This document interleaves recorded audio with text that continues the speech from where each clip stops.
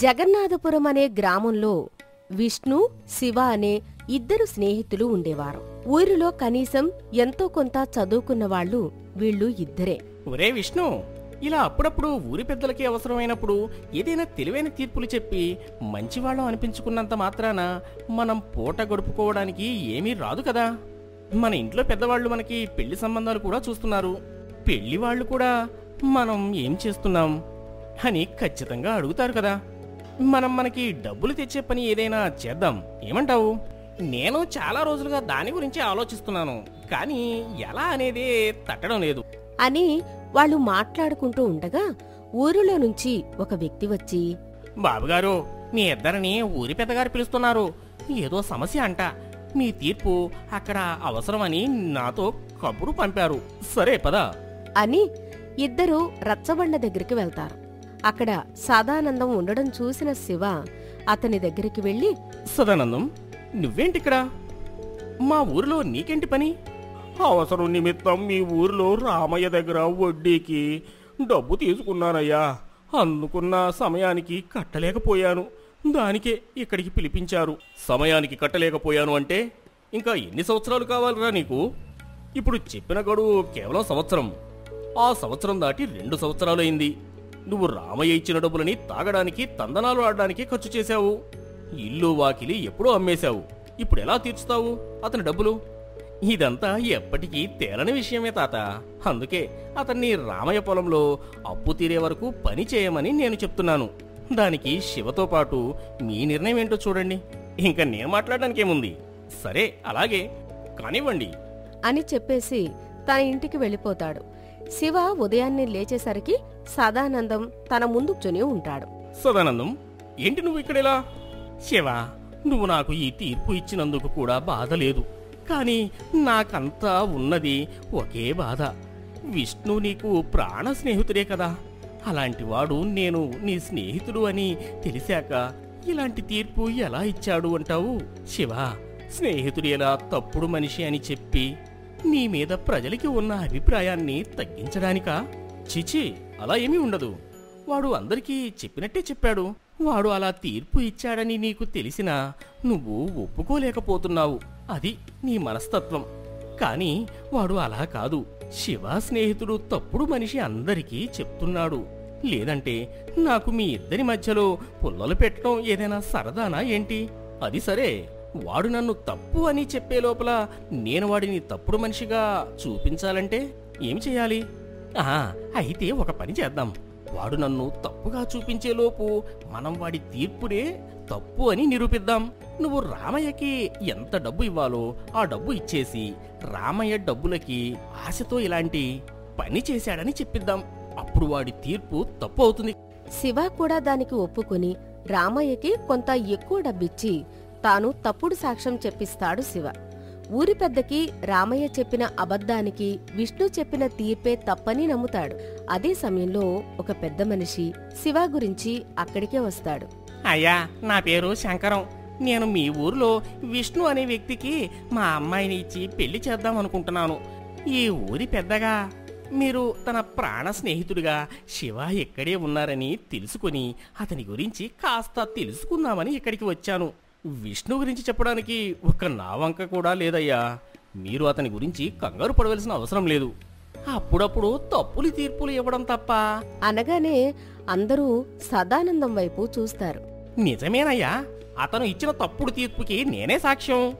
ఇంకా మీరు అతనికి మీ అమ్మాయిని ఇస్తారంటే అది మీ ఇష్టం అని అంటాడు. శంకరం అసలు విషయం తెలుసుకుని రామయ్య చెప్పిందే నిజమని నమ్మి అక్కడి నుంచి వెళ్ళిపోతాడు. అలా కొద్ది రోజులు గడిచిన తర్వాత విష్ణు ఆవేశంగా శివ ఇంటికి వస్తాడు. ఒరే మిత్రద్రోహి, నా పెళ్లి ఆగిపోవడానికి నువ్వే కారణమని ఈరోజే తెలిసింది. నీ పెళ్లి ఎలా జరుగుతుందో నేను చూస్తాను. ప్రాణ స్నేహితుడే అని నిన్ను నమ్మాను కదరా. ఇలా మోసం చేస్తావని కల్లో కూడా అనుకోలేదు. ఇలాంటి స్నేహితుడు ఈ భూప్రపంచంలో ఎవరికీ ఉండకూడదు. నువ్వు చేసిన దాంతో పోలిస్తే నేను చేసిందేముంది? ఊరందరికీ శివ స్నేహితుడు తప్పుడు మనిషి అని ప్రచారం చేస్తే నాకు తెలియదు అనుకున్నావా? నేను నిన్ను తప్పు అని ప్రచారం చేయడమేంట్రా? పిచ్చి పట్టినట్టు మాట్లాడుతున్నావు. నువ్వు నా ప్రాణ స్నేహితుడివి. అలా ఎలా మాట్లాడతాను? నీ గురించి నీకెవరు చెప్పారు? నా స్నేహితుడు సదానందం చెప్పాడు. శివ విష్ణు గొడవ పడుతున్నారని తెలిసిన ఊరి పెద్ద అక్కడికి వస్తాడు. ఇప్పుడు నాకు అర్థమైందిరా అబ్బాయిలు, ఆ సదానందంకి పెళ్లి సంబంధం కుదిరినప్పుడే అప్పులు ఉన్నాయని తెలిసి అది పంచాయతీ వరకు వచ్చింది. ఆ తరువాత విష్ణుకి మంచి సంబంధం ఉందని తెలిసి వాడు మీ ఇద్దరిని విడగొట్టి శివతో ఆ సంబంధం చెడగొట్టేలా చేసి ఇప్పుడు వాడు ఆ అమ్మాయిని పెళ్లి చేసుకున్నాడు. వాళ్ళకి ఆస్తిపాస్తులు ఉండడంతో వాడి కన్ను అటుపడింది, అందుకే అలా చేశాడు. కానీ రామయ్యకి అప్పు ఎలా కట్టాడో ఇప్పటికీ అర్థం కావడం లేదు. వాడి మాయమాటలు నమ్మి ఆ డబ్బు నేనే కట్టి రామయ్యతో అబద్ధమాడేలా చేశాను తాత. చూసేవారా, మీరిద్దరూ ప్రాణ స్నేహితుల్లా ఉండేవారు. మీ స్నేహాన్ని చూసి ఊరంతా చాలా గొప్పగా మాట్లాడుకునేవారు. అలాంటి మీ ఇద్దరి మధ్యలో ఒకడు చెప్పిన మాయమాటలు ఇంతవరకు తీసుకొచ్చాయి. చెప్పుడు మాటలు వినడం ఎప్పటికీ తప్పే.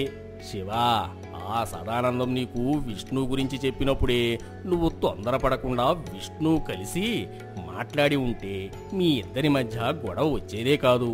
చెప్పుడు మాటల వల్ల నీ డబ్బు పోయింది, విష్ణుతో గొడవ వచ్చింది. 10 మందిలో మీ స్నేహానికి ఉన్న విలువ తగ్గింది. అన్ని అనర్థాలకు కారణం నువ్వు నమ్మిన చెప్పుడు మాటలే కదా. నన్ను క్షమించరా శివ, ఆ సదానందం నీ గురించి నా దగ్గర కూడా ఇలానే చెప్పాడు. దాంతో నీ మీద కోపంతో నీతో వ్యాపారం చేయడానికి పక్క ఊరి నుంచి మనుషులు వస్తే వాళ్ళకి ఏదో చెప్పి పంపించేశాను. ఒకడి చెప్పుడు మాటలతో మన స్నేహాన్ని అవమానించాము అని తలుచుకుంటేనే చాలా ఇబ్బందిగా, చింతగా ఉందిరా. ఊరందరికీ మంచి మాటలు చెప్పే మీకే ఈరోజు నేను మంచి చెప్పాల్సి వస్తుందిరా. ఏదేమైనా ఎప్పుడు మనకి నచ్చని ఏ విషయం జరిగినా వెంటనే ఆవేశపడకుండా ఒకసారి ఆలోచించుకొని నిర్ణయం తీసుకుంటే అన్నిటికీ పరిష్కారం ఆలోచనలోనే దొరుకుతుంది. ఎప్పటికైనా జనాల కంటపడకుండా జాగ్రత్తగా ఉండేండిరా. లేదు తాత, ఇంకెప్పుడు అలా ఆవేశపడి ఏ పని చేయను. ఎవరినైనా తప్పు అనే ముందు నేనే ఇంకోసారి ఆలోచిస్తాను. ఆవేశంలో బాధలో తీసుకున్న నిర్ణయం తప్పు అని తెలుసుకున్నాను తాత. ఇంకెప్పుడు ఇలా చేయను. ఆ సదానందంగాడు ఎక్కడా అన్నా వాడిని తీసుకుని వచ్చి మీ ముందు నిలబెట్టి మీకు క్షమాపణలు చెప్పించడమే కాదు, శివ డబ్బు కూడా తిరిగి ఇచ్చేలా చేస్తాను. వద్దు తాత, వాడే లేకపోయి ఉంటే నేను ఏ తప్పు చేసేవాడిని కాదు. ఆ తప్పు నుంచి ఇంత జ్ఞానం పొందేవాడిని కాదు. ఒక విధంగా చెప్పాలంటే వాడు మాకు జ్ఞానబోధ చేసినవాడు. వాడు మోసం చేయాలనే ఆలోచన మీదే ఉన్నాడు, కానీ మేమే వాడి మోసంలో పావులమయ్యాము. అలాంటి మనుషులం మన మధ్యకి రాకుండా చూసుకోవడానికి కదా మన జ్ఞానం ఉంది. చెప్పుడు మాటలు తప్పు అని ఒప్పులు చూడడానికి కదా మన తెలివితేటలు ఉంది. వాటిని వాడుకుంటూ ఇంకా జాగ్రత్తగా ఉంటాము అని అంటాడు శివ. ఆ రోజు నుంచి శివ, విష్ణు మునుపటిలాగానే స్నేహంగా ఉంటూ ఊరిలో పిల్లలకి తమకు తెలిసిన చదువుతో పాటు తప్పొప్పుల గురించి, మంచి పనుల గురించి చెప్తూ ఉంటారు.